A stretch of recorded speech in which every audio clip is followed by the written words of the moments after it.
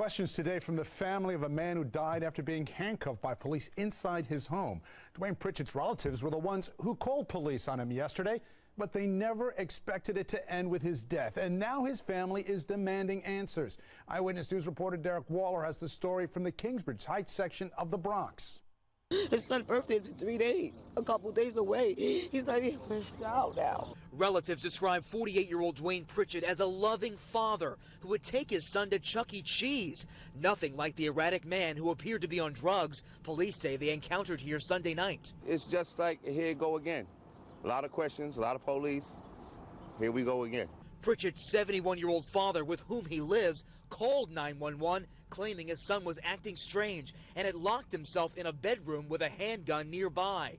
A third man who lives in the home allowed us to see the mess left behind inside. Herman Garment witnessed officers trying to handcuff Pritchett. He says they acted responsibly. They put the handcuffs on him.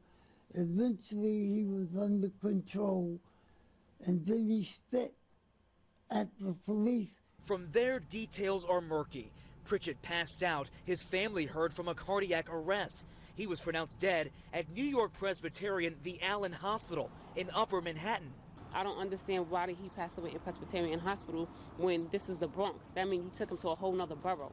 One of the many questions this grieving family is now asking. And how this call came about, nobody still can't answer that. Nobody can. Man was a healthy young man. Healthy, nothing wrong with him. Nothing. So for him to die like this, you can't explain that.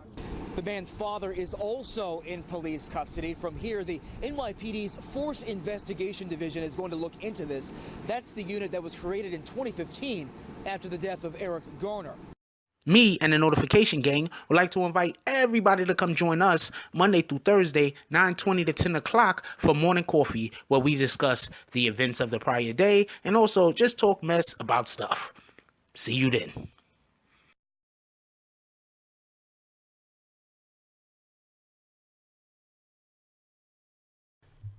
BBN, Jack Frost, what's up party people? Hey, before the video even continue, hit that like button, subscribe, and join the Notification Gang. Hashtag Bronx Bombers. Let's get it. Okay, I'm sad to tell you that another man has perished in the hands of the police. And before we get into what this article particularly say about it, I'll give you a quick breakdown of what I currently know. I haven't read the article yet, of course.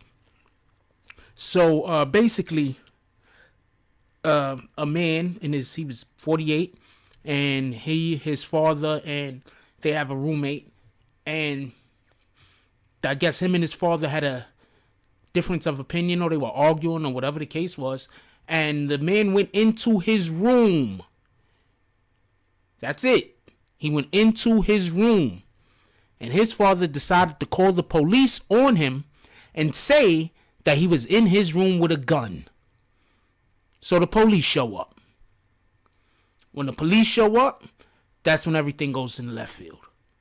Now, the first thing I want to say is, unless your relative is physically threatening you or harming someone else or doing something that is putting anyone, including themselves, in immediate danger, you have to understand, calling the police will not turn out good. Because when the police get there, bad things is going to happen. So please, let's try to make it, and I'm not trying to blame his father for this, but please, we gotta stop just calling the police on people because we want to be vindictive, or we want to be evil, or we want to be whatever the hell it is that people decide that they want to be to get even with another individual. People are calling the police over nothing, and then the police is showing up thinking that a situation is more than it actually is, and then the next thing you know, someone's dead. This is happening. All right, so let's get to the story. It says this happens in the Bronx, by the way, Kingsbridge Heights. The NYPD Force Investigative Division will look into the 48-year-old emotionally disturbed man died Sunday after being handcuffed by officers inside his Bronx home. Now, who says that this guy's emotionally disturbed? None of these people are doctors. The father's not a doctor. The police are not doctors. The reporter who just wrote this story is also not a doctor. So unless they can tell me that this man is emotionally disturbed and then have some kind of reference point to where they would have gotten this information, right here, this is just them slandering the victim. The 911 came in shortly before 5 p.m. Sunday on a report of an emotionally disturbed person inside of a third-floor apartment on Reservoir Ave in Kingsbridge Heights. So basically, the father called the police for whatever the reason was and probably alluded to the son having some kind of something being wrong with the son emotionally. So what kind of police do you think that they're going to send? They're not going to send the police to quiet the situation down. They're not going to send the police that, let's just make sure everything's okay. They're going to send the police, oh man, something might go up, something might go down. That's the police that they're going to send. They're going to send those guys. They're not going to send the unit that just goes and makes sure everybody's okay, then they just, go back to sitting somewhere on a corner. They're going to send the guys that's ready for action. That's who they're going to send. His father, the deceased was identified as Dwayne Pritchett. Pritchett's 71-year-old father told officers his son had locked himself in a bedroom. Upon their arrival, police said Pritchett opened the door and they noticed a handgun magazine on the floor and a handgun on the shelf. Okay. One, I don't understand why would matter if he has a handgun magazine. If he also had Playboy magazines up there, but they would have said, oh, we noticed a Playboy magazine on the shelf. Like, you understand? Like, what does it matter he has a handgun magazine? And in addition to this, who isn't to say that they barged into the room first and then saw all of these things? You understand? Officer handcuffed Pritchett. At that point, they claim he reached for an officer's gun. How often have we heard this? He was handcuffed, and then he reached for the officer's gun. Handcuffed. Most likely he's handcuffed behind his back. Right? But he reached for the... Pritchett then fell unconscious. So he just reached for the officer's gun. Nothing happened, and he collapsed. Appearing to have overdosed on drugs, authorities said. First responders administered Naloxone, but it was unsuccessful. Oh, Naloxone. I don't know how to say that shit. But it was unsuccessful. Pritchett was announced dead at New York Presbyterian, the Allen Hospital in Upper Manhattan. Now his family is demanding answers. First of all, for everybody that doesn't know, Kingsbridge in the Bronx, that's something they past Fordham Road. That's like 230 something. Right? 214, something like that. That's up there, right? You know how many hospitals they had to go, how many different hospitals they had to go past to take him to Manhattan Hospital? Like, they were literally just going past hospitals while this man was falling deeper into death.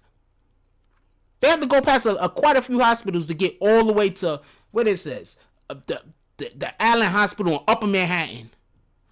Now his family is demanding answers. His son's birthday is in 3 days, and now, and he's not with his child. Oh well, I mean, look, I definitely put a lot of blame on the police, but like I said, when you call the police and you tell them that they're dealing with an emotionally disturbed individual, they're not sending the cops that's coming to make sure that, that they sending the cops that's coming to make an arrest. And this is done because we have to make sure that all the police department, the people that's putting the calls out or whatever, or sending who they're sending, they have to make sure that all their guys come home safe. So if they think that that's a dangerous situation, they're not going to send, somebody to go there and mediate. They're going to send people who's ready for action.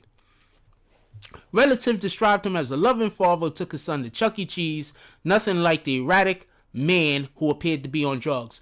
First of all, the only person who says that he appears to be on drugs is the police and the father he was arguing with, who called them up and probably told them he was on drugs.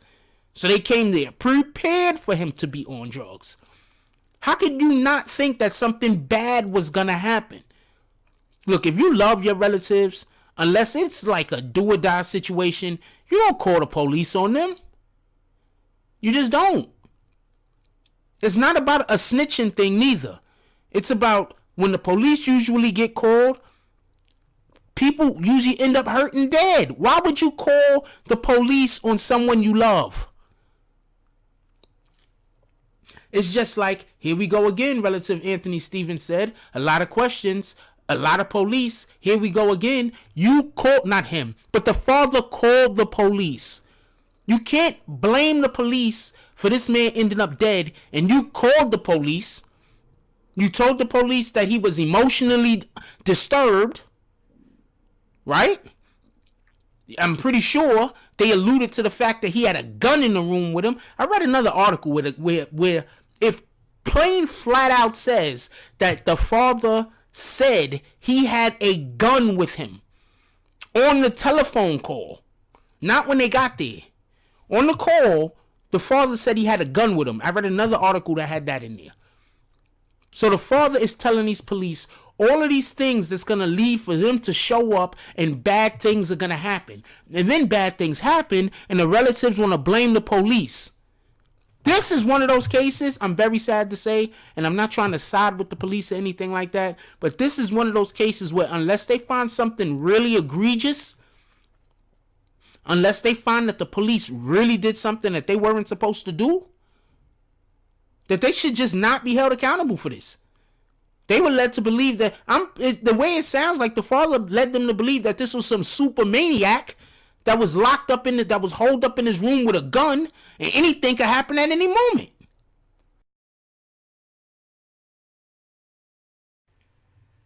Herman Garment also lives in the apartment, and he said the officers acted responsibly.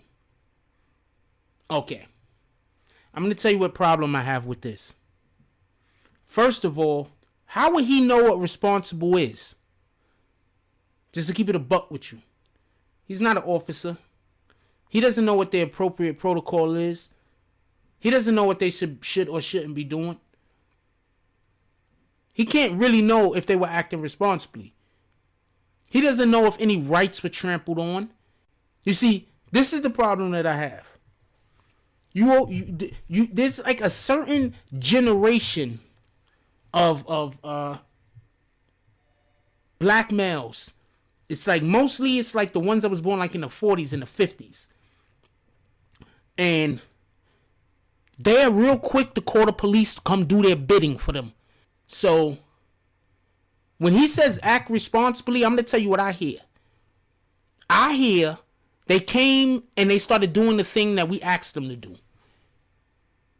Or that we wanted him to do. Because remember, the father's like 71. I believe it said this dude's like 72. They're old. Homeboy's 48. They had it sounds to me just like they just had an argument. Because remember, I read another article. The other article that I was reading, it basically said, it was really, really short. That's why I'm not using it. But it got to the point. And the other article that I was reading, it said, the father called the police. The father told the police that he was holed up in his room with a gun. Now, first of all, I'm going to tell you what this sounds like. To me, it sounds like we got into an argument.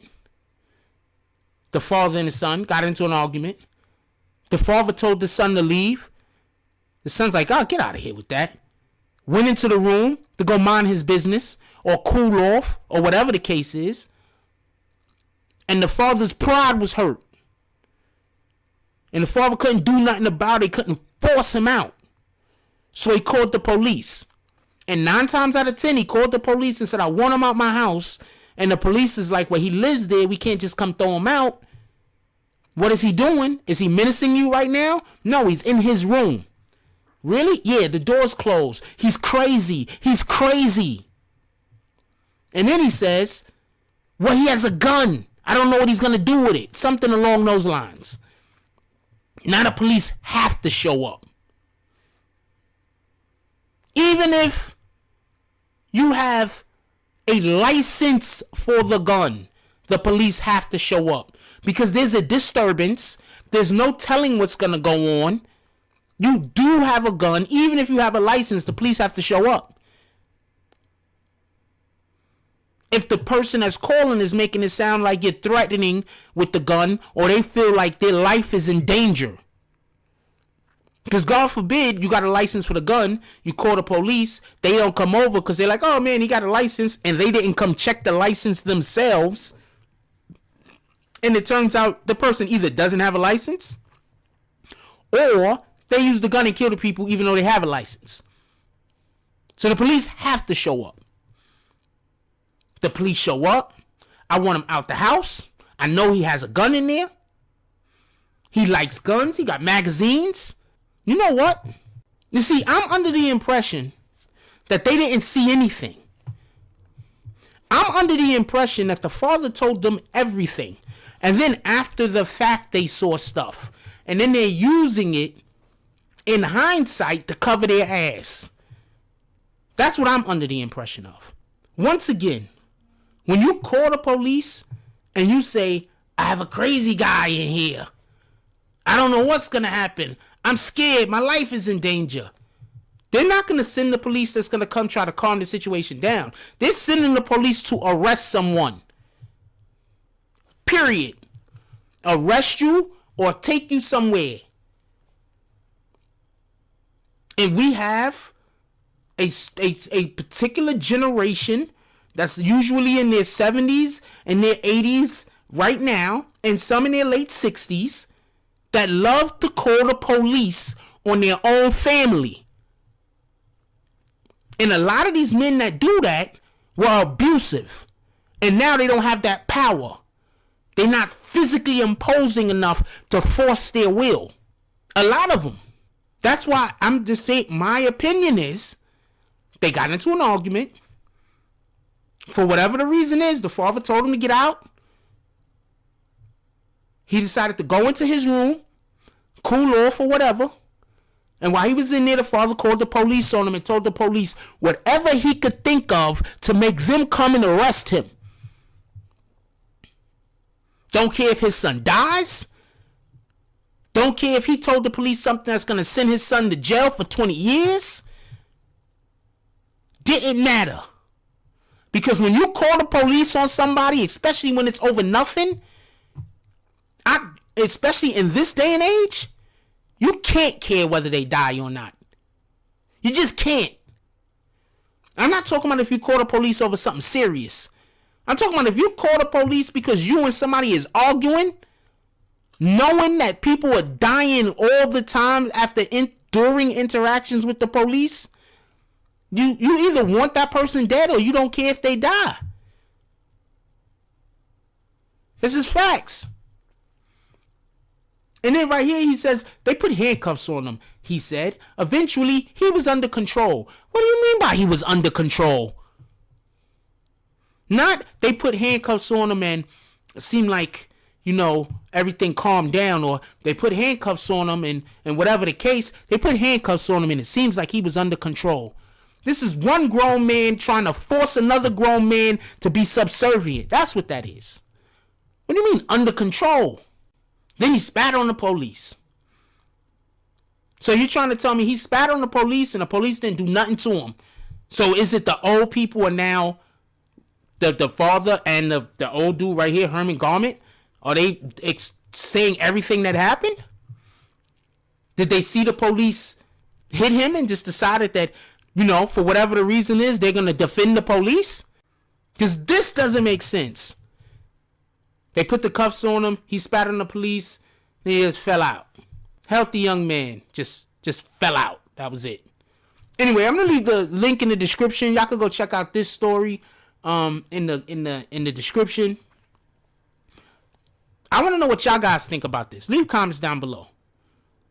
I want to know what y'all guys think about this. Good or bad, whatever it is, I want to know what y'all guys' opinions on this is. Like, comment, subscribe. Join the notification gang. Hashtag Bronx Bombers. Let's get it. If you love somebody, if you truly love somebody, you're going to exhaust all resources before you're even thinking about calling the police on them. All resources. That's all I got on this one. I'm out. If you like this video, please hit the like and subscribe button. If you would like to help dictate the direction that this channel takes, please leave a comment. All comments are appreciated, whether positive or negative. Thank you very much and enjoy your day. And remember, positive thoughts cause for positive things to happen. Let's get it.